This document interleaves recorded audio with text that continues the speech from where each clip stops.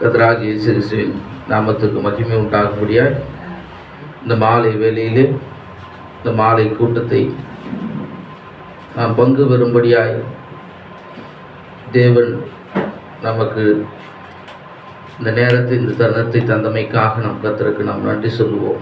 Price Lord. நிச்சயமாகவே எங்கே தேவனுடைய நாமத்தில் ஒரு மனதாய் கூடுகிறார்களோ அங்கே தேவன் வாசம் செய்ய வல்லவராயிருக்கிறார். அவர் உன்னதத்தின் தேவன். அவர் எளிமையாய் நம் மத்தியிலே வாசம் செய்கிற தேவனாய் இருக்கிறார். Praise Lord. நாம் வார்த்தையின் ஒரு பகுதியை கூட நாம் வேதத்தில் ஒரு பகுதியை கூட நாம் வாசித்து நாம் அப்படியாக வார்த்தைக்கென்று நாம் கடந்து போவோம். Praise Lord.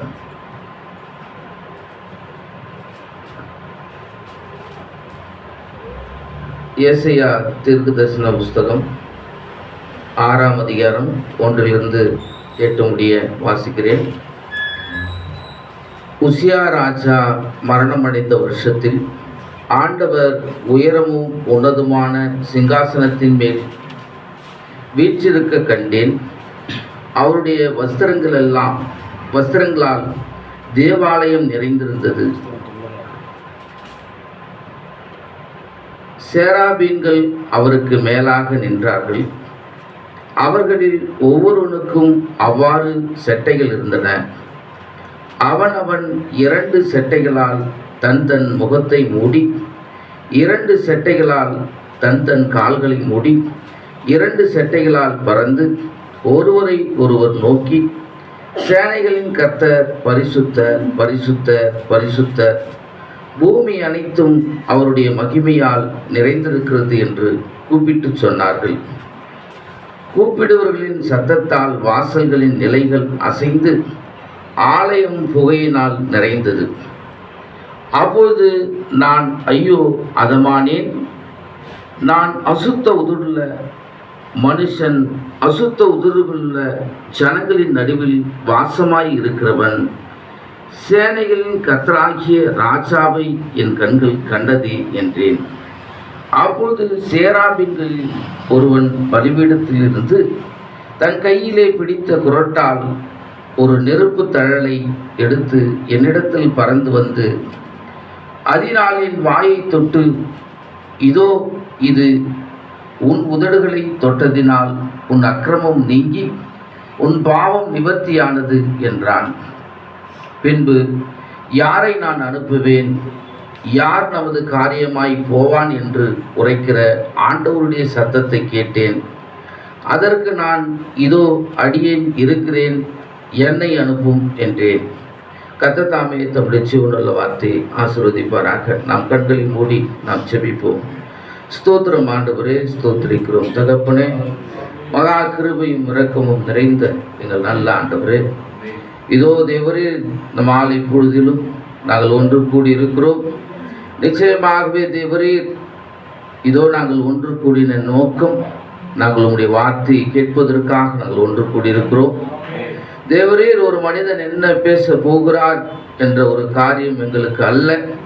தேவரீர் நீரே ஒரு மனிதன் மூலமாய் இடைப்படுகிற தேவனாய் இருக்கிறீர் என்று நாங்கள் விசுவாசிக்கிறோம். அப்பா தேவரீர் இந்த மாம்ச சிந்தையை மறைத்து முற்றிலுமான தேவன் நீதாமே வெளியரங்க வேண்டுமாய் உடைய கரத்தில் ஒப்பு கொடுக்கிறோம்.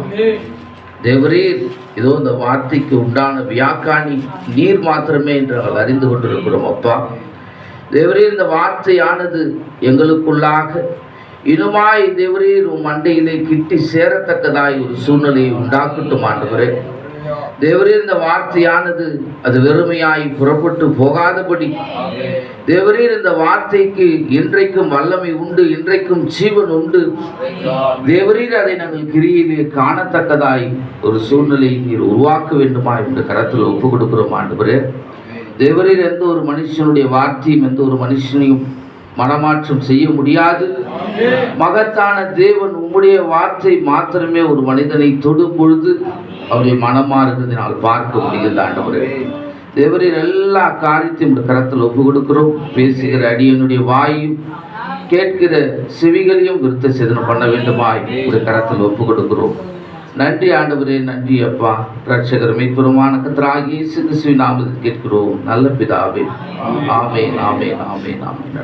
Price Lord. நம்ம எல்லோரும் கூட நாம் உட்காருவோம்.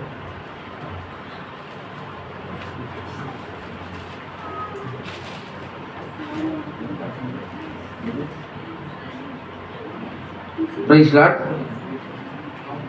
ஹல்லேலூயா. Praise Lord. நம்ம பார்க்க போகிற காரியம் என்ன அப்படின்னா, இன்ஃப்ளூயன்ஸ், செல்வாக்கு என்ற தலைப்பின் கீழே நாம் பார்க்க போகிறோம். இந்த செல்வாக்கு என்ற இந்த தலைப்பின் கீழே தீர்க்கதரிசி ஆல்ரெடி செய்தி பேசியிருக்கிறாரு. நாம் அதிலிருந்து தான் நாம் பார்க்க போகிறோம். Praise Lord. செல்வாக்கு என்பது நிச்சயமாகவே நமக்கு அவசியமாக இருக்கிறது. Praise Lord. நாம் ஒரு செல்வாக்கை நாம் பெற்றிருக்கிறோம் இந்த பூமியிலே. என்ன செல்வாக்கு? நாம் தேவனுடைய பிள்ளைகள். நாம் இன்றைக்கும் ஜீவிக்கிற தேவனை நாம் பார்க்கிறோம். எதிர்காலம் தேவனுடைய கரத்தில் இருக்கிறது.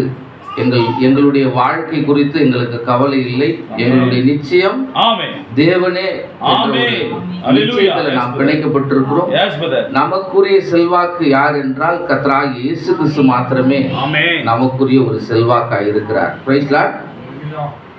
தேவன் தாமே ஏசியா தீர்க்கதரிசியின் மூலமாய் பேசுகிற காரியத்தை நாம் வாசித்தோம். Praise Lord. இங்கே உசியா ராஜாவை குறித்து பேசப்படுகிறது. உசியா ராஜா மரணமடைந்த வருஷத்தில் ஆண்டவர் ஏசியா தீர்க்கதரிசியின் மூலமாய் பேசின ஒரு காரியம், அதாவது அந்த நாளில் நடந்த சம்பவங்களை ஏசியா தீர்க்கதரிசி தரிசனத்திலே அவர் பார்க்கிறார். Praise Lord. Praise Lord. நீங்கள் ஏசியா தீர்க்கதரிசன புஸ்தகம் 1ஆம் அதிகாரம் 1ஆம் வசனம் வாசிங்க.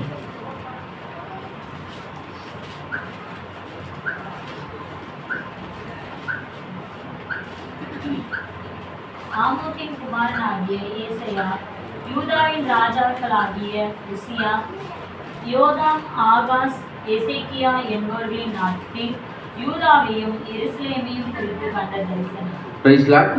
இந்த ஏசாயா தீர்க்கதரிசி இந்த ஆமோத்தின் குமாரனாகிய ஏசாயா யூதாவின் ராஜாக்கள் ஆகிய அந்த வம்சத்தோட உசியா, யோதாம், ஆகாஸ், எசேக்கியா என்பவர்களின் நாட்களில் யூதாவையும் எருசலேமையும் குறித்த ஒரு தரிசனமாய் இருக்கிறது. Praise Lord.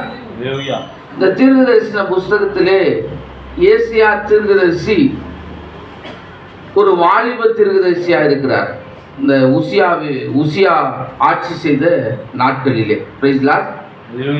அப்படியாக தான் தீர்க்கதரிசி பேசுறாரு. உசியா ஆட்சி செய்த நாட்களிலே ஒரு வாலிப ஒரு தீர்க்கதரிசியா இருக்கிறார். நம்ம இந்த உசியாவுடைய பைபிளில் சொல்லப்பட்ட உசியாவோட வார்த்தைக்கு உசியாவின் மூலமாக உசியா செய்த காரியத்தை நாம் வாசிப்போம். 2 நாளாகமத்தின் புஸ்தகம் 26ஆம் அதிகாரம் 1 வாசிங்க.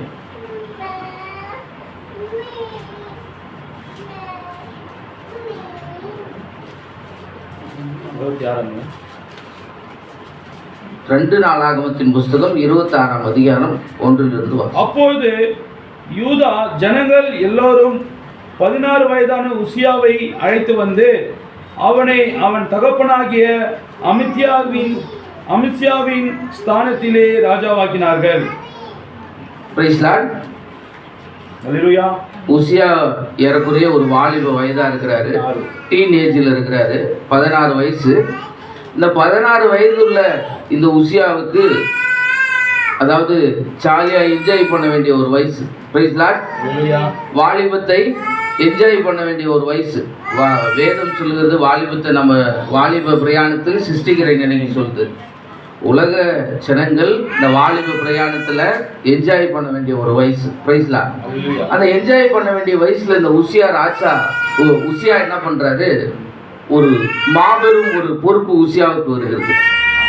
என்ன பொறுப்பு அப்படின்னு பார்த்தீங்கன்னா, அந்த யூதாவுடைய ராஜாவாகக்கூடிய ஒரு ஸ்தானத்தை அவர் எடுக்க போறாரு. Praise Lord.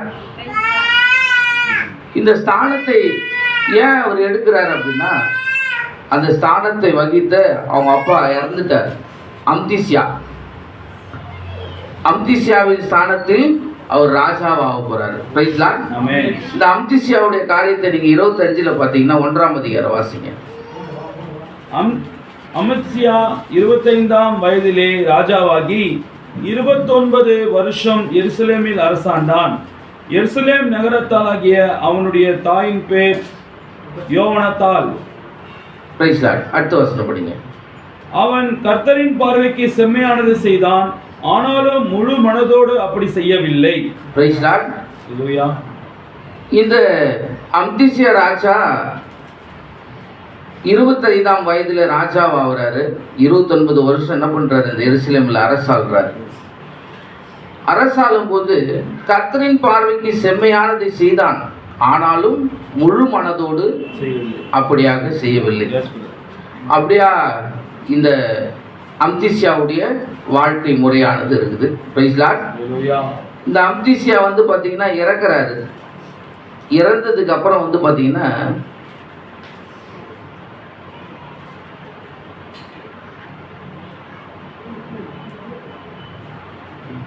பிரைஸ் லார்ட் 27வது வசனம் படிங்க. அதுல அமத்சியா கர்த்தரை விட்டு பின்வாங்கின காலம் முதற்கொண்டு எருசலேமில் இருந்தவர்கள் அவனுக்கு விரோதமாக கட்டுப்பாடு பண்ணி கொண்டார்கள். அது நிமித்தம் அவன் லாகீசுக்கு ஓடி போனான். ஆனாலும் அவன் பிறகே லாகீசுக்கு மனுஷரை அனுப்பினார்கள். அவர்கள் அங்கே அவனை கொன்று போட்டு பிரைஸ் லார்ட். அடுத்து படிங்க. குதிரை மேல் அவனை எடுத்து வந்து யூதாவின் நகரத்தில் அவன் பிதாக்களண்டையிலே அடக்கம் பண்ணினார்கள். Praise Lord. அவனுடைய பிதாக்கள் நண்டையில் அடக்கம் பண்ணிடுறாங்க. எப்பயுமே ஒரு ராஜா ஒரே சேம் டைமில் அந்த யூதா தேசத்தில் என்ன பண்ண முடியாது, சேம் டைமில் 2 ராஜா இருக்க முடியாது. அப்போ அவங்க அப்பா வந்து அம்திசியா வந்து இறக்குறாரு. இறந்த உடனே இந்த உசியாவுக்கு வந்து அப்படியான ஒரு பொறுப்பு வருது. இந்த உசியாவுக்கு 16 வயசில் இந்த பொறுப்பு வந்த உடனே ரொம்ப ஆக்டிவாக இருக்கிறாரு. Praise Lord. ஹல்லேலூயா. ரொம்ப ஆக்டிவாக இருந்து என்ன பண்ணுறாரு, செம்மையாக செய்கிறாரு, செம்மையாக ஆட்சி செய்கிறாரு.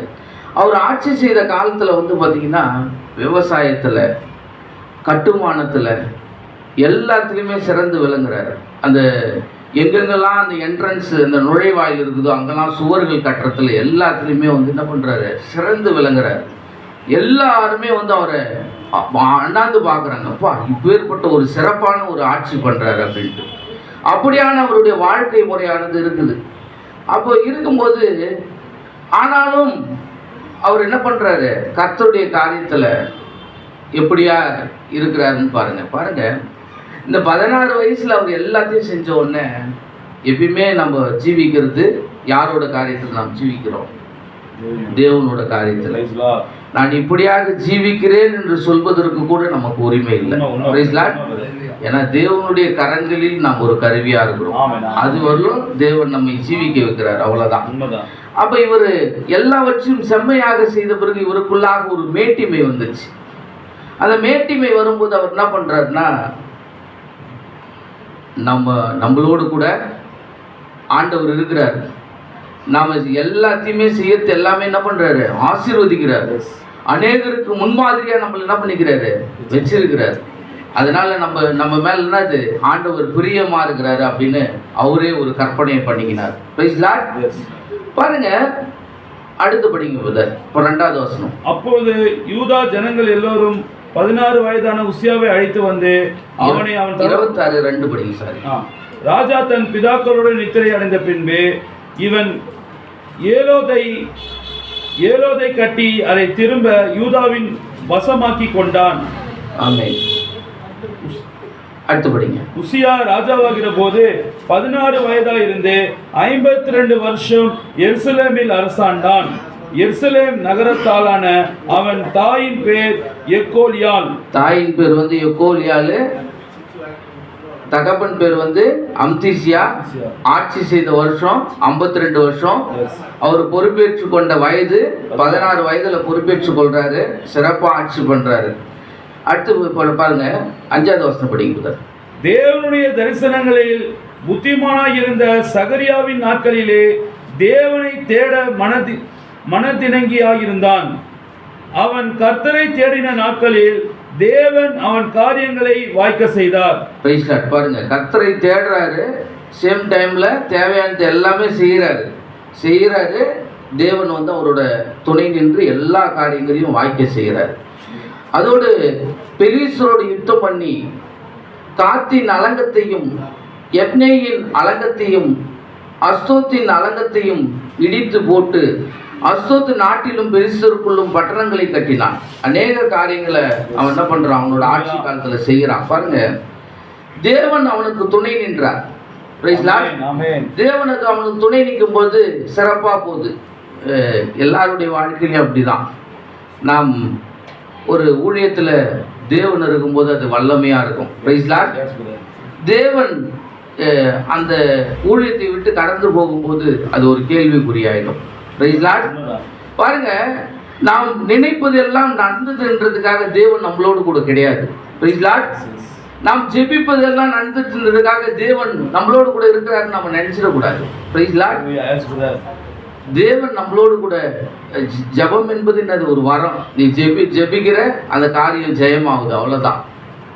அதுக்காக நீ ஜெபிக்கிற காரியம்லாம் தேவன் வந்து சக்சஸ்ஃபுல்லா பண்ணிடுறாரு, அதுக்காக தேவன் நம்மளோடு கூட இருக்கிறாரு அப்படின்ட்டு நினைச்சிடக்கூடாது.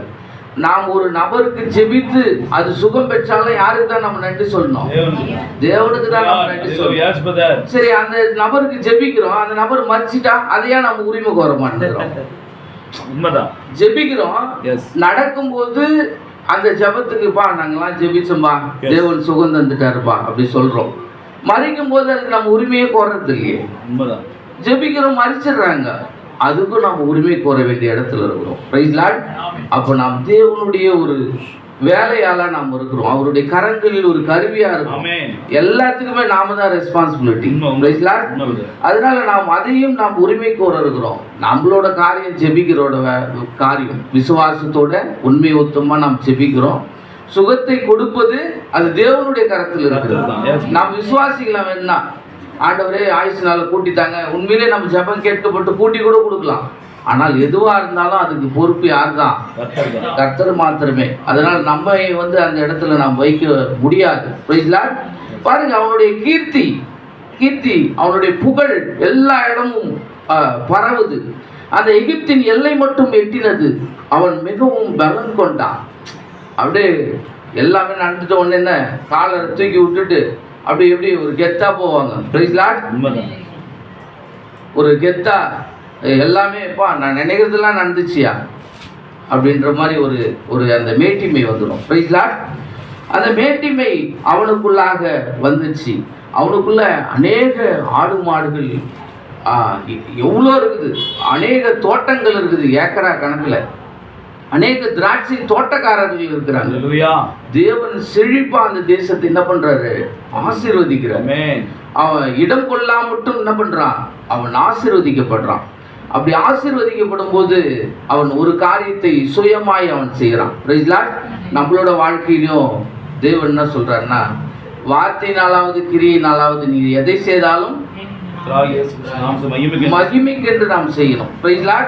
நாம் செய்கிற சிறு காரியமாக இருந்தாலும் அது தேவனுடைய மகிமையா என்று நாம் பார்க்கணும்.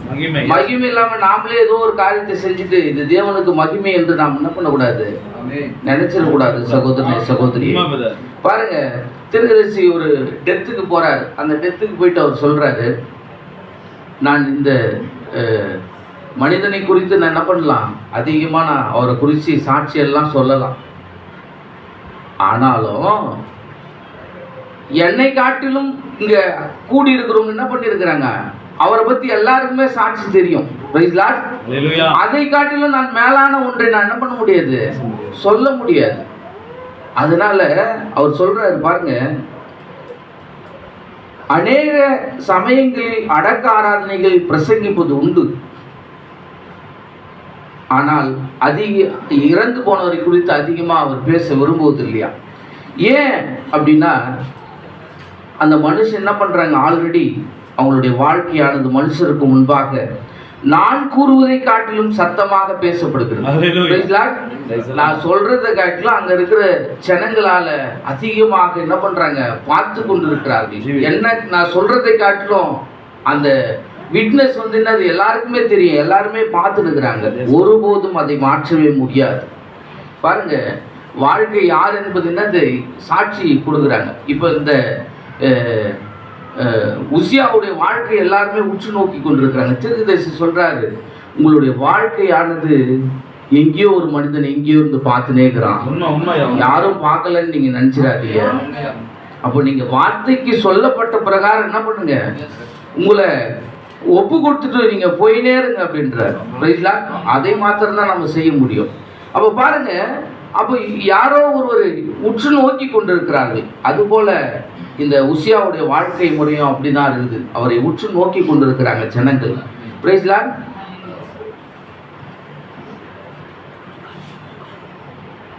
ரெண்டு கொரிந்தியர் 3:2 வாசிங்க.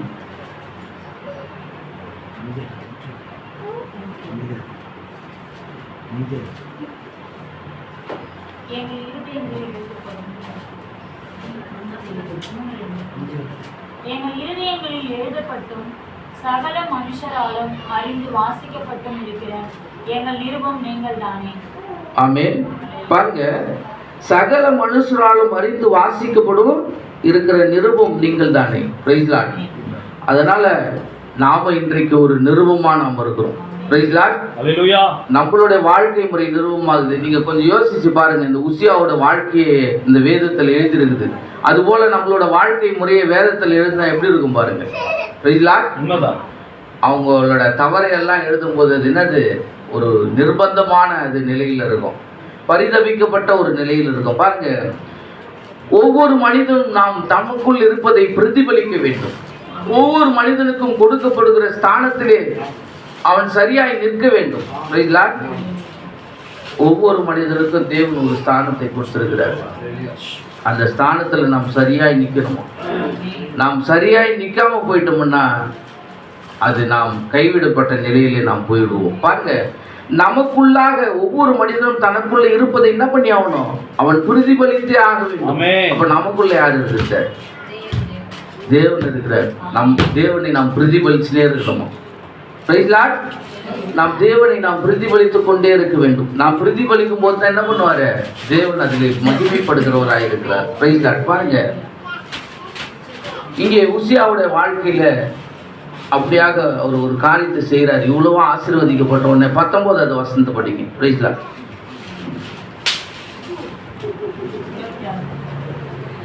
17 படிங்க. 26, 17 படிங்க. ஆசாரியனாகிய அசரியாவும் அவனோடு கூட கர்த்தரின் ஆசாரியனான பராக்கிரமசாலியாகிய 80 பேரும் அவன் பிறகே உட்பிரவேசித்து ராஜாவாகிய உசியாவோடு எதிர்த்து நின்று, உசியாவே, கர்த்தருக்கு தூபம் காட்டுகிறது உமக்கு அடுத்ததல்ல. தூபம் காட்டுகிறது பரிசுத்தமாக்கப்பட்ட ஆரோனின் குமாரராகிய ஆசாரியருக்கே அடுக்கும். பரிசுத்த ஸ்தலத்தை விட்டு வெளியே போ, மீறுதல் செய்தி. இது தேவனாகிய கர்த்தராலே உமக்கு மேன்மையாக லபியாது என்றார்கள். பாருங்க, இவர் போய் என்ன பண்றாரு, தூபம் காட்டுற ஒரு காரியத்துக்கு போயிடுறாரு. அது யாரோட வேலை? ஆசாரியனோட வேலை. Praise Lord. பாருங்க, இன்னைக்கு நம்ம ஜனங்கள்லாம் என்ன பண்றாங்க, சபைகள்ல ஸ்தாபன சபைகள்லாம் கொண்டு போயிட்டு ஃபுல் பீட்டுக்கு நேராக கொண்டு போய் என்ன பண்ணிடுறாங்க, அரசியல் தலைவர்களையும் வேற அவங்கள சார்ந்த மத குருக்களையும் கொண்டு போய் உட்கார வச்சிடறாங்க. Price Lord. ஏன் அங்கே அவங்க உட்கார வைக்கிறாங்கன்னா, ஏதோ ஒரு காரியத்துக்காக என்ன பண்ணுறாங்க, அவங்க உட்கார வைக்கிறாங்க. பாருங்க, இந்த புல்பீட் என்பது தேவனுடைய பலிபீடம் என்பது என்னது, தேவனுடைய வார்த்தையை பிரசங்கிக்கிற ஒரு இடம். இந்த இடத்துல தேவனுடைய வார்த்தையை பிரசங்கிக்க நம்ம ஏறிட்டோம்னா அதுக்கு நம்ம என்ன பண்ணிடுறோம், தகுதியுடைய ஒரு நபரா இருக்கிறோம். Praise Lord. அப்போ அதுக்கு ஃபுல்லா ரெஸ்பான்சிபிலிட்டி யார் தான்? அந்த பலிபீடத்தில் ஏறக்கூடியவங்க தான் அதுக்கு பொறுப்பு. அந்த பழைய ஏற்பாட்டின் நாட்களில் என்ன பண்ண, தூபம் காட்டுறது தான் அந்த ஆசாரியனோட ஒரு பணியா இருக்குது. இவர் என்ன பண்றாரு, அந்த ஒரு காரியத்தை செய்யறதுக்கு போயிடுறாரு. Praise Lord. தேவன் அதெல்லாம் என்ன பண்ணுவாரு, இதெல்லாம் என்ன அக்செப்ட் பண்ணுவாருன்ட்டு அப்படி போயிடுறாரு. பாருங்க, அவனுக்கு தூபம் காட்டுறதுக்காக அவன் போகும்போது அவன் பலப்பட்ட போது தனக்கு கேடு உண்டாக மட்டும் அவனுடைய மனம் மேட்டிமையாகி தன் தேவனாகிய கர்த்தருக்கு விரோதமாக மீறுதல் செய்து தூப பீடத்தின் மேல் தூபம் காட்ட கர்த்தருடைய ஆலயத்திற்கு பிரவேசித்தான். கர்த்தருடைய ஆலயத்துக்கு போயிட்டான். போனவனே அங்கே என்ன பண்ணுறாங்க, அவனுக்கு அட்வைஸ் பண்ணுறாங்க, இதை நீ என்ன பண்ணக்கூடாது, செய்யக்கூடாது. ஆசாரியனாகிய அசரியாவும் அவனோடு கூட கர்த்தரின் ஆசாரியான பராக்கிரமசாலிகள் ஆகிய 80 பேரும் அவன் பிறகே உட்பிரவேசித்து, ராஜாவே நீங்கள் என்ன பண்ணக்கூடாது, இதை செய்யக்கூடாது. இது யாரோட வேலை? ஆசாரியனோட வேலை. இந்த ஆசாரியனோட வேலையை யார் செய்யக்கூடாது? நீங்கள் செய்யக்கூடாது ராஜாவே அப்படி சொல்லும்போது அவனுக்கு அட்வைஸ் பண்ணும்போது என்னது, அதை அவனுக்கு ஏற்றுக்கொள்ள முடியல. Praise Lord. பாருங்க, நம்மளோட வாழ்க்கையிலையும் அட்வைஸ்ன்றது நமக்கு தேவையா இருக்கு. Praise Lord. ஒரு சகோதரனை குறித்து ஒரு விஷயத்த சொன்னால் கூட நாம் அதை நிதானிக்கணும். உண்மையிலே நம்ம தவறாக இருந்தால் அந்த சகோதரன் நம்மளுக்கு சொல்கிறதுக்காக கூட இருக்கலாம். Praise Lord. நம்ம தவறு சொல்கிறதுக்கு நீ என்னப்பா சொல்கிறது, என்னை தேவன் வல்லமையாக பயன்படுத்துகிறாரு, எவ்வளோ கூட்டத்துக்கு நான் போய் பிரசங்கிக்கிறேன், எவ்வளோ பேர் என்ன அழைக்கிறாங்க, இப்படியான காரியங்களை சொல்லும்போது அந்த நபரோட அது வீழ்ச்சிக்குள்ளாக போயிடும். Praise Lord. பாருங்க, எந்த ஒரு நபரை வேணும்னாலும் பண்ணலாம், பிசாசு எடுத்து பயன்படுத்தலாம். Praise Lord. யாரை கொண்டு வேணும்னா அப்போ அந்த இடத்துல என்ன பண்ண நடக்குது, இந்த உசியாவுக்குள்ளாக ஒரு மேட்டுமையான காரியம் வரும்போது அவன் தூபம் காட்டுற பணிக்கு போகிறான். அப்போ பணிக்கு போகும்போது அங்கே அட்வைஸ் பண்ணுறாங்க, வேணாங்க இது செய்யக்கூடாதுங்க ராஜாவே, இது உங்களோட வேலை இல்லை, இது ஆசாரியர்களோட வேலை, நீங்கள் என்ன பண்ணக்கூடாது, இது செய்யக்கூடாதுன்னு ரெக்வஸ்ட் பண்ணும்போது அவன் அதை கேட்பதற்குன்னது மனதா இல்லை. பாருங்க, இந்த உசியாவின் ராஜாவுடைய வாழ்க்கையை ஏசையா பார்க்குறாரு. ஏசையா நிஜமான ஒரு ராஜாவை பார்க்காதபடி இந்த ஒரு தேசத்தை கலக்கிற ஒரு ராஜாவை என்ன பண்ணிக்கிறார், உற்று நோக்கி கொண்டிருக்கிறார். தீர்க்கதரிசி இப்படியா சொல்றாரு, இந்த இளம் வயதுள்ள இந்த தீர்க்கதரிசி ஏசையா தீர்க்கதரிசி உசியாவை நோக்கி பார்க்கிறாராம். உசியாவை நோக்கி பார்க்கும்போது ரோல் மாடலாம் பார்க்கும்போது உசியா ஓ இப்படியாக செய்கிறார், ஓ இப்படி செம்மையா இருக்கிறார், ஓ இப்படியாக இந்த தேசத்தை கட்டுகிறார், ஓ இப்படியாக இவர் எல்லாமே ஆசீர்வதிக்கப்பட்டிருக்கிறார், இப்படியா அவரை ரோல் மாடலா வச்சு அவரை முன்னுதாரணமா பார்க்கிறாரு. Praise Lord. அப்போ முன்னுதாரணமா பார்க்கும்போது அதுக்கப்புறம் தான் என்ன பண்றாரு, அவரு வருத்தப்படக்கூடிய ஒரு சூழ்நிலை உருவாகுது. Praise Lord. இன்றைக்கு நமக்கும் எந்த ஒரு மனிதனும் ரோல் மாடல் கிடையாது. தேவன் மாத்திரமே, வார்த்தை மாத்திரமே ரோல். Price Lord. வார்த்தை மாத்திரமே. ஒரு சகோதரன் நம்மளை எது சொன்னாலும் அது வார்த்தையின் அடிப்படையில் சரியா இருந்தால் அது எடுத்துக்கலாம். இல்லை வார்த்தையின் அடிப்படையில் இது தப்புனா, சகோதரா நீ சொல்றது வார்த்தையின் அடிப்படையில் தவறா இருக்குது, அதனால இதை நான் என்னால் ஏற்றுக்கொள்ள முடியாது, இதை நம்ம என்ன பண்ணலாம், தைரியமாக சொல்லலாம். பாருங்க, அந்த இடத்துல இந்த உசியாவுடைய காரியம் அநேகர் பிரம்மாண்டமான பார்த்தாங்க. பா, எத்தனை பேர் அவரை ஃபாலோ பண்ணியிருப்பாங்க. சார், ஆட்சி பண்ணால் இப்படி ஒரு ராஜா நமக்கு தேவை, இப்படி ஒரு ராஜா இருந்தால் தான் என்ன பண்ண முடியும், ஒரு தேசத்தை பஞ்சத்தில் இல்லாமல் என்ன பண்ண முடியும், கொண்டு போக முடியும். அப்படியெல்லாம் பார்த்துருப்பாங்க. மற்ற ராஜாக்கள் எல்லாம் திரும்பி பார்க்குறாங்க, மற்ற தேசத்து ராஜாக்கள்லாம். Price Lord. பாருங்க, அப்படியான ஒரு சூழ்நிலை வரும்போது இந்த ராஜாவுடைய மேட்டிமையால் என்ன பண்ணுறாரு, அவர் மாம்ச சித்தத்தின்படி அவர் நடக்க முயற்சிக்கிறார். அந்த கர்த்தருக்கு தூபம் காட்டுகிற உமக்கு அடுத்தது அல்ல, தூபம் காட்டுகிற பரிசுத்தமாக்கப்பட்ட ஆரோனின் குமாரனாகிய ஆசாரியருக்கு அடுக்கும் பரிசுத்த ஸ்தலத்தை விட்டு வெளியே போம் அப்படின்னு சொல்லும்போது, மீறுதல் செய்தீர், இது தேவனாகிய கர்த்தராலே உமக்கு மேன்மையாக லிபியாது என்றார்கள். அப்போது உசியா கோபம் கொண்டான். அவங்கள சொல்றதை கேட்டு கோபம் கொள்றான், தட்டி விடுறான். பாருங்க, அவன் தூபம் கலசத்தை தன் கையிலே பிடித்து ஆசாரியரோடு கோபமாய் பேசுகிற போது ஆசாரியருக்கு முன்பாக கர்த்தருடைய ஆலயத்தில் தூப பீடத்தின் முன் இருக்கிற அவனுடைய நெற்றியிலே குஷ்டரோகம் தோன்றினது. சொல்லும் போது கேட்கல. அதான் சொல்லுவாங்க வாழ்க்கையில், மனிதனுடைய வாழ்க்கையில் ஒரு எச்சரிப்பு சத்தம் வரும்போது அவங்க நம்ம என்ன பண்ணணும், காத்துக்கொள்ளணும். தேவன் ஒரு மனிதனை எச்சரிக்காமல் நியாய தீர்ப்புக்குள்ளாக கொண்டு வருவதில்லை. Praise Lord. முதலாவது எச்சரிப்பு சத்தத்தை கொடுக்குறாரு. அதை கேட்கலனா தான் என்ன பண்றாரு, பனிஷ்மெண்ட் கொடுக்குறாரு. இந்த உசியாவுக்கு ஒரு எச்சரிப்பு சத்தம் வருது, வேணாம் ராஜாவே இது செய்யாதீங்க, இது உங்களோட வேலை இல்லை, யாரோட வேலை, ஆசாரியோட வேலைன்னு சொல்லும்போது அவர் அதை கேட்காம தவறிட்டாரு, மீறிட்டார். அப்போ மீறும்போது அவருக்கு என்ன பண்ணுது, நெற்றியிலே அந்த குஷ்டம் உண்டாகுது, அங்கேயே உண்டாகுது. இந்த குஷ்டம் உண்டான உடனே அவங்க வெளியே போன்னு சொல்றதுக்குள்ளே இவரே வெளியே போறதுக்கு முற்பட்டு ஓடுறாரு வெளியே. Praise Lord. பாருங்க எப்பேற்பட்ட ஒரு ராஜாவுடைய வாழ்க்கை முறை எப்படி போயிடுச்சு பாருங்க. Praise Lord. எதனால? தன்னுடைய மாம்சத்தின் சித்தத்தின்படி அவர் இருந்ததால அவருடைய வாழ்க்கை முறை அப்படியா போயிடுச்சு. தீர்க்கதரிசி அநேக உதாரணங்களை சொல்றாரு. அந்த அப்படியான நம்ம அமெரிக்க ஜனாதிபதி யார், அமெரிக்க அதிபர் ஜனாதிபதி இவர் ஆபிரகாம் லிங்கன் தான், இப்போ இல்லை முன்னாடி. Praise Lord. அமெரிக்கா தானே? Praise Lord. அப்போ ஆபிரகாம் லிங்கன் இருக்கும்போது அவர்கிட்ட 2 புத்தகம் இருந்துச்சான். ஒன்று பரிசுத்த வேதாகமும், இன்னொன்று மோட்ச பிரயாணம் அல்லது பாக்ஸ் என்பவர் எழுதிய ரத்த சாட்சிகள். இந்த புக்கு தான் இருந்துச்சு அவர்கிட்ட. Praise Lord. அவர் ஃபர்ஸ்ட் அப்பாயின்மெண்ட் யாருக்கு கொடுத்தாரு? தேவனுக்கு கொடுத்தாரு. Price Lord. அவர்கிட்ட அப்பாயின்மெண்ட் வாங்கிட்டு ஒருத்தர் வெளியே வெயிட் பண்ணும்போது அவர் ரொம்ப நேரமாக யாருக்கிட்டே பேசியிருந்தாராம். அப்போ அந்த அசிஸ்டண்ட்டு கிட்ட கேட்டாராம், எனக்கு முன்னாடி யாரோ ஒருத்தருக்கு அப்பாயின்மெண்ட் கொடுத்துக்கிறாரு, அவர் யார், அவர் எப்பேற்பட்டவர், அவர் ரொம்ப முக்கியத்துவம் வாய்ந்தவரா, அவர் நம்மளை காட்டிலும் பெரிய ஆள் பழகுது அப்படின்ட்டு அவர் பார்க்கும்போது அவர் ரொம்ப நேரம் பேசிக்கொண்டே இருந்தாராம். அந்த ஃபஸ்ட் அப்பாயின்மெண்ட்டு தேவனே வா. Praise Lord. முதலாவது நம்மளுடைய வாழ்க்கையிலே முதலாவது தேவனுக்கு நாம் ஃபஸ்ட்டு ப்ரிஃபரன்ஸ் நாம் கொடுக்கும்போது தேவன் மகத்தான காரியத்தை அவர் செய்ய வல்லவராக இருக்கிறார். Praise Lord. பாருங்க, இதை தான் என்ன பண்றாரு, தரிசனத்தில் எல்லா காரியத்தையும் இந்த தீர்க்கதரிசி பார்க்குறாரு. யார்? ஏசாயா தீர்க்கதரிசி. இந்த சேராபீன்கள் யார்? பரிசுத்தம் உள்ளது. Price Lord. சேராபீன்கள் பரிசுத்தம் உள்ளது. அந்த செட்டைகள் என்னது? பரிசுத்தம் உள்ளது. அந்த செட்டைகளை அந்த 2 செட்டைகளுக்கு நேரம் அந்த கண்களை மூடிக்கொள்றாங்க. பாருங்க, பரிசுத்தம் உள்ளவன் அந்த சேராபீன்களே அப்படி ஒரு காரியத்தை செய்யும் போது நாம் எல்லாம் எம்மாத்திரம் அப்படின்ட்டு தீர்க்கதரிசி சொல்றாரு. பாருங்க, இன்னும் 2 செட்டைகளை அவங்க அப்படியே மூடிக்கொள்றாங்களாம் இந்த பாதத்தை. அது தாழ்மையை குறிக்கிறது என்று தீர்க்கதரிசி சொல்லுகிறார். Praise Lord. தாழ்மையை குறிக்கிறது தான்.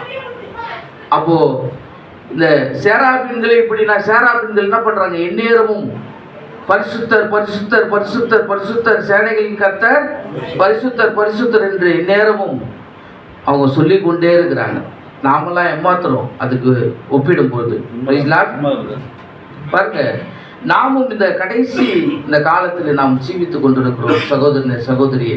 இந்த கடைசி காலத்தில் பாருங்க, நன்மைக்கும் தீமைக்கும் வித்தியாசம் தெரியாத ஒரு காலத்தில் நாம் வாழ்ந்து கொண்டிருக்கிறோம். ஆனால் நமக்கு நன்மைக்கும் தீமைக்கும் வித்தியாசத்தை என்ன பண்ணிருக்கோம், தெரிஞ்சிருக்கிறோம். தெரிஞ்சுன்னு நம்ம தீமையான வழியில் போனால் எவ்வளோ ஒரு கொடூரமான ஒரு நிலை பாருங்க.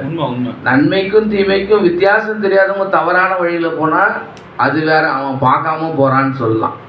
ஆனால் நன்மைக்கும் தீமைக்கும் வித்தியாசம் தெரிஞ்சே போனால், இருளில் நீ போற அப்படின்னா, வெளிச்சம் இல்லாமல் போற அப்படின்னா, இருளில் போற எங்கேயோ விழுந்துட்டேன்னு சொல்லலாம். நீ உன் மேல வெளிச்சம் இருக்குது, அந்த வெளிச்சத்தை நோக்கி பார்க்காதபடி நீ இருளை நோக்கி போனா அது யாரோட மிஸ்டேக்? நம்மளோட மிஸ்டேக். அங்கே வெளிச்சம் ஆசாரியர்கள் மூலமாக அங்கே வெளிச்சம் என்ன பண்ணாங்க, சொன்னாங்க, வெளிச்சம் இதை செய்யாதீங்க, இதை பண்ணாதீங்க, இது உங்களோட வேலை இல்லை. இன்றைக்கும் மகத்தான தீர்க்கதரிசி அநேக எச்சரிப்பு சத்தங்களை என்ன பண்ணிருக்கிறார், நமக்கு கொடுத்திருக்கிறார். இந்த நாளில் அநேக காரியங்களை லிட்டரலா இந்த நாளோடு கூட என்ன பண்றாரு, பொருத்தி பேசுறாரு. ஆனாலும் நம்ம என்ன பண்றோம், இதெல்லாம் அசட்டை பண்ணினே நம்ம போயிட்டு இருக்கோம். பாருங்க, நம்ம வாழ்க்கையில அசட்டை அஜாக்கிரதைகள் வர வர வர என்ன ஆகுது, இன்னுமா நம்ம பின்னோக்கி நாம் போய்கொண்டே இருக்கிறோம். நம்ம முன்னோக்கி நாம் போனோம் அப்படின்னா தேவனுடைய வார்த்தை மாத்திரமே. நம்ம ஐ சரண்டர், என்னை நான் ஒப்பு கொடுக்குறேன் ஆண்டவரே. நாளை என்பது நம்மது கிடையாது, இன்றைக்கே நம்ம என்ன பண்ணுவோம், ஒப்பு கொடுக்கணும். நான் நெவிலிடத்தில் ஒன்று சொல்வேன் என்றால் நெவில் ஜீவித்து காண்பிப்பேன் என்று ஏன் தீர்க்கதரிசி சொல்றாரு. Praise Lord. Hallelujah. Praise Lord. Hallelujah. James brother அந்த லெஃப்ட் கரத்தை தூக்குங்க. உடனே தூக்குறாரு, உயர்த்துறாரு தன்னுடைய கரத்தை. தேவன் அப்படியாக நம்ம எதிர்பார்க்கிறோம். ஆமென். Praise the Lord. Yes, brother. அந்த வார்த்தையை சொல்லும்போது எப்படி டக்குன்னு அதுக்கு ரிப்ளை பண்ணி ரியாக்ஷன் பண்ணாரோ அதுபோல தேவன் எதிர்பார்க்கிறாரு. உண்மை brother. Praise the Lord. அப்போ அந்த அளவுக்கு நம்ம என்ன பண்ணணும், தேவனுடைய வார்த்தையை கேட்டு உண்மை. நாம் அப்படியாக நாம் ஓட வேண்டியதாக இருக்கிறது. பாருங்க, இந்த வாலிப ராஜாவாகிய உசியா அரசாட்சி செய்யும்போது நாட்களில் இந்த பிரயோஜனமான காரியமாக இருந்தது அவன் அரசாட்சி பண்ணது. பாருங்க, அந்நாட்களில் ராஜாவை ஆசீர்வதித்து என்ன பண்றாரு, அநேக காட்டில் இவர் ஆசீர்வதிக்கப்பட்டிருக்கிறார். ஆனால் ஏசாயாவிற்கு இது ஒரு பெரிய பாடமாக அமைந்திருக்குது என்று தீர்க்கதரிசி சொல்றார். Praise the Lord. Hallelujah. அதனால எந்த ஒரு நபரையும் நாம் முன்பாக வைத்து என்ன பண்ணக்கூடாது, போகவே கூடாது. எந்த ஒரு நபரும் நமக்கு என்னது முன்மாதிரி கிடையாது. தீர்க்கதரிசி கூட அருமையா சொல்றாரு. என்ன சொல்றாருன்னா, ஒரு தீர்க்கதரிசியோட வேலை கர்த்தருடைய வார்த்தையை சொல்லி அவனை இயேசு கிறிஸ்து அண்டைக்கு இணைப்பது மாத்திரமே. Praise the Lord. ஒரு மெய்ப்பொண்ணோட வேலையும் அதுதான். உண்மை. ஆண்டவருடைய வார்த்தையை சொல்லி இயேசு கிறிஸ்துவோடு கூட இணைப்பது தான் என்னது ஒரு மெய்ப்பொண்ணோட வேலை. ஒரு தீர்க்கதரிசியோட வேலை. ஒரு தீர்க்கதரிசியை பார்த்து எந்த ஒரு நபரும் பயப்படக்கூடாது. Praise the Lord. ஆனா இப்ப இருக்கிற லோக்கல் டுபாகூர் தீர்க்கதரிசி என்ன பண்றாங்க, பயமுறுத்தி என்ன பண்றாங்க, ஜனங்களிடத்திலே கொள்ளையடித்துக் கொண்டிருக்கிறார்கள். Praise the Lord.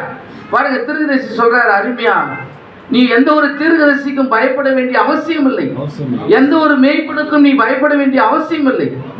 ஆனால் அவர்களுடைய பேசுகிற வார்த்தை தேவனோட வார்த்தையா இருந்தா ஐ சரண்டர், என்னை நான் ஒப்பு கொடுக்கிறேன். அந்த தேவனுடைய வார்த்தைக்கு மாத்திரம் தான் என்ன பண்ணோம், நாம் பயப்பட வேண்டியதா இருக்குது. சகோதரனே சகோதரி, பாருங்க, அந்த வார்த்தை அது தேவனே. அதனால நம்ம அந்த வார்த்தைக்கு என்ன பண்ண வேண்டியதா இருக்குது, நாம் கனம் பண்ண வேண்டியதா இருக்குது. பாருங்க, ஒரு தேவனுடைய ஊழியன் சமுதாய சேவைக்கென்று தன்னை முற்றிலுமாக பிரதிஷ்டை செய்ய வேண்டுமா. Praise the Lord. தீர்க்கதரிசி சொல்றாரு, நீ ஒரு வியாபாரியா இருந்தா அதுல நீ இயேசு கிறிஸ்துவை என்ன பண்ண காமி அப்படின்றார். Praise the Lord. நீ ஏதோ ஒரு தொழில் செய்யறன்னா அந்த தொழில் என்ன பண்ண அதுல உத்தமமா நின்று செய்கின்றார். அதுபோல நீ ஒரு ஊழியன் என்றால் அதிலே நின்று என்ன பண்ண, நீ இயேசு கிறிஸ்துவை பிரதிபலி அப்படின்றார். Praise the Lord. பாருங்க, இந்த காரியத்தை இன்னாருக்கு செய்யாவிடின் அவர் அதை குறித்து கேவலமா பேசுவார்னு நீயா மாம்சத்துல எதையும் ஒண்ணு நினைச்சிடாத. இவங்க இதை சொல்லுவாங்களா, அவங்க அதை சொல்லுவாங்களா, இவங்க இதை சொல்லுவாங்களா, அதை நீ சிந்திக்காத, நீ தேவனை குறித்து சிந்தி அப்படின்றார். Praise the Lord. பாருங்க, சிந்தையானது அந்த அளவிற்கு குழப்பமுற்று இருக்கிறது. ஆனா பாருங்க, ஒரு தேவ ஊழியக்காரன் சமுதாய சேவைக்கென்று தன்னை முற்றுமாக பிரதிஷ்டை செய்தவனாய் இருக்க வேண்டும். Praise the Lord. நான் ஊழியத்துக்கென்று அர்ப்பணிக்கப்பட்டவன். தேவன் என்ன பண்ணியிருக்கிறாரு, இந்த ஊழியத்துக்கென்று அழைத்திருக்கிறார். ஆனால் அதில் என்ன பண்ண வேண்டியவனா இருக்கு, நான் முழு நிச்சயம் உள்ளவனாக இருக்கிறேன். அதனால் நான் அதுக்கு நின்று என்ன பண்ணுவேன், நான் அந்த காரியத்தை செய்வேன் அப்படின்ட்டு ஒரு ஊழியர் தன்னை ஒப்பு கொடுக்க வேண்டியதாக இருக்குது, பிரதிஷ்டை செய்யப்பட வேண்டியதாக இருக்குது. பாருங்க, நீங்கள் பலிபீடத்திற்கு வரும்போது எதை கூறினால் அது ஜனங்களுக்கு பிரயோஜனமாய் இருக்கும் என்ற காரியத்தை தேவனிடத்தில் கேட்டு சார்ந்திருக்க வேண்டும். எந்த ஒரு காரியமாக இருந்தாலும் அது தேவனிடத்துல நம்ம கேட்டு அப்புறம்தான் என்ன பண்ணணுமா சொல்ல வேண்டியது ஒரு ஊழியனோட வேலை. எனக்கு சிந்தையில தோன்றதெல்லாம் நான் சொல்லுவேன்னா அது ஒரு பலிபீடத்துல வேலை கிடையாது அப்படின்ட்டு தீர்க்கதரிசி சொல்றாரு. பாருங்க, நம்மளோட காரியம் என்னன்னா, எப்போ வார்த்தையோடு தேவனுடைய வார்த்தையோடு சொந்த கருத்துக்கள் இணைக்கப்படுதோ அப்ப என்ன ஆகுது, தேவன் அடிபட்டு போறார். ஏன்னா வேத வசனம் சொல்லுது, பெருமை உள்ளவனுக்கு எதிர்த்து நிற்கிறார், அவர் தாழ்மை உள்ளவனுக்கு என்ன பண்றாரு, கிருபை அளிக்கிறார். அதனால நமக்குள்ள பெருமை வந்தா கூட நமக்கு தெரியாது, கூட இருக்கிறவங்களுக்கு தான் தெரியும். Praise the Lord. அப்போ அவங்க சொல்லும் போது நம்ம என்ன பண்ணோம், நம்மை காத்து கொள்ள வேண்டியது நமக்கு அவசியமா இருக்குது. பாருங்க, 2 நாளாகமம் 26:16 வாசிங்களேன். அவன் பலப்பட்ட போது தனக்கு கேடுண்டாகும் மட்டும் அவனுடைய மனம் மேட்டிமையாகி தன் தேவனாகிய கர்த்தருக்கு விரோதமாக மீறுதல் செய்து தூபபீடத்தின் மேல் தூபம் காட்ட கர்த்தருடைய ஆலயத்திற்குள் பிரவேசித்தான். பாருங்க, இந்த மேட்டிமையான காரியத்தை செஞ்சு என்ன பண்றான், அவன் சுய சித்தத்தின்படி அவன் சாய்ந்துட்டான். இன்றைக்கும் நம்ம அநேக ஊழியங்கள் ஏன் விழுந்து போச்சு அப்படின்னா சுய சித்தத்தின்படி சாயும் போது தான். சுய சித்தத்தின்படி சாயும் போது கண்டிப்பாக அங்கே தேவன் இருக்க மாட்டார். உசியா ராஜாவை கொண்டு தேவன் அங்கே மாபெரும் ஒரு காரியத்தை செஞ்சார். ஆனால் உசியா தனக்கென்று ஒரு மாம்ச சித்தத்தை செய்யும் போது அங்கே உசியா ராஜாவிடத்திலிருந்து என்ன பண்ணிட்டாரு, தேவன் கடந்து போயிட்டார். ஏனெனில் நாம என்ன பண்ண வேண்டியதாக இருக்குது, நாம் தேவனை சார்ந்து நாம் இருக்க வேண்டியதாக. இந்த குஷ்டன்றது சாதாரண ஒரு இது இல்லையா, அது பாவத்துக்கு அடையாளம். குஷ்டம் என்பது சாதாரணமாக வராதான், அது பாவத்துக்கு அது அடையாளமாக இருக்குது என்று தீர்க்கதரிசி பேசுகிறார். பாருங்க, உசியாவிற்கு என்ன நேர்ந்தது என்று உங்களுக்கு தெரியுமா? தேவன் அவனை குஷ்டரோகத்தினால் அடித்தார். அந்த மனிதன் அவ்வியாதியோடு மரித்தான். குஷ்டமானது பாவத்திற்கு உதாரணமாக இருக்கிறது. அந்த பாவத்துக்கு உதாரணமாக என்ன பண்ணிட்டான், அவன் பலியாக்கப்பட்டான். அதனால பாருங்க, உசியா அங்கே எல்லாராலும் மேன்மையாய் பார்க்கப்பட்ட உசியாவுடைய நிலைமை அது கீழா போயிடுச்சு. பாருங்க, தன் சாணத்தை விட்டு வெளியே செல்ல யாரா இருந்தாலும் அதன் பலன்களை அனுபவித்தே தீர வேண்டுமா? தன்னோட ஸ்தானத்தை விட்டு வெளியே போயிட்டு சொந்த கருத்துக்களை கோட்பாடுகளை சொல்லி பண்ணாங்கன்னது. நம்ம அருமையான சகோதரர் சொல்லும்போது 2 காரியத்தை நாம் கேட்டோம். ஒன்று அந்தி கிறிஸ்துவோட ஆவி, மற்றொன்று எசேபேலோட ஆவி. இந்த அந்தி கிறிஸ்துவோட ஆவியும் எசேபேலோட ஆவியும் தான் என்ன பண்ணுது, சபைகளை உடைத்து தாறுமாறாக்குது. இந்த அந்தி கிறிஸ்துவோட ஆவி என்ன சொல்லுமா, இஷ்டமா தான் இரு, கஷ்டமா தான் போயினே இரு அப்படி சொல்லுமா. இந்த எசேபேலோட ஆவி சொல்லுமா, இதை செய்யுங்க, அதை செய்யுங்க, இப்படி செய்யுங்க, அப்படி செய்யுங்கன்னு. யார் எது சொன்னாலும் நம்ம என்ன பண்ண வேண்டியதா இருக்குது, அவங்க சொல்ற காரியத்தை வார்த்தையோடு கூட பொருத்தி பார்க்க வேண்டியதா இருக்குது. பலவீனமான பாண்டத்தை என்ன பண்றாங்க, எடுத்து பிசாசு பயன்படுத்துது. அந்த பலவீனமான பாண்டம் வந்து சொல்லும், உன்னை பத்தி இதை சொல்றாங்க, அதை சொல்றாங்க, இதை பண்றாங்க, அதை பண்றாங்க. யார் எது சொன்னாலும் என்ன பண்ணு, வார்த்தையோடு கூட அதை நம்ம என்ன பண்ணோம், பொருத்தி பார்த்து அப்பயே அந்த நபர், சொல்லப்பட்ட நபர் இதோட விட்டுருங்க, இதை வந்து எல்லாருக்கிட்டையும் சொல்லாதீங்க, இப்படி ஒரு காரியம் நடக்கவே இல்லைன்னு நம்ம அங்கேயே என்ன பண்ணணும், அதை லாக் பண்ண வேண்டியதாக இருக்குது. வீணான காரியங்கள் தான் இது போல சபைகளில் குழப்பத்தை கொண்டு வந்து இன்றைக்கு அநேக சபைகளில் வீழ்ச்சி உண்டாக்குச்சு. பாருங்க, தேவன் தம்முடைய மனிதனை நியமிக்கிறார். எப்பயுமே ஒரு மனிதன் மூலமா ஒரு அசைவாட அவர் விரும்புகிறார். அந்த அசைவாடுவதற்கு ஒவ்வொரு நேரத்திலும் தேவனுக்கு ஒரு மனிதன் தேவையா இருக்கிறார். இன்னைக்கு நாம கூட ஒரு கருவிதான். ஒரு நபரை ஜபத்துக்கென்று அவர் அழைத்திருந்தா அந்த ஜபத்துல உறுதியா நிக்கணுமா? ஒருத்தரை தாங்கத்துக்கு என்று அழைத்திருந்தா அந்த தாங்கத்துல உறுதியா நிக்கணுமா? ஏதோ ஒரு காரியம் எது கொடுக்கப்பட்டிருக்குதோ அந்த காரியத்திலே நின்று சரியாய் செய்ய வேண்டியதா இருக்கிறது. பாருங்க, இந்த ஏசாயா தீர்க்கதரிசன புஸ்தகம் எடுங்க. பிரைஸ்லாட்.